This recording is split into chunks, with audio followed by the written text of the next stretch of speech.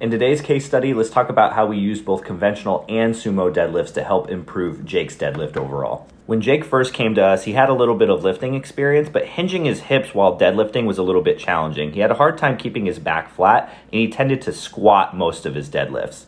So as you can see here, in order to get Jake's back flat, he opted for a very low hip position, so a very squatty deadlift, which isn't exactly what we were looking for, but what it told me was that we could probably use a sumo stance to help improve his deadlift in the meantime as he worked on hinging his hips.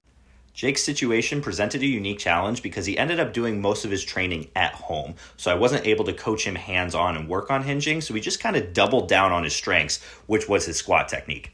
Now, despite the difference in stance widths, a narrow stance high bar squat and a sumo deadlift actually train a lot of the same muscle groups in a similar way, specifically the quads and the adductors. With a lot of practice and patience, Jake's conventional deadlift technique got a lot better and he posted some PRs in training. But all the while, we continued to train sumo deadlifts really hard along with his squats to build up the muscular strength that he needed to display his best strength in the deadlift. Jake ultimately settled on conventional as his strongest stance, and at his latest meet posted his first ever double bodyweight deadlift. So the take-home lesson here is that sometimes you got to train both deadlift stances simultaneously, and with enough hard work and patience, one of the two stances will reveal itself as the best option for you.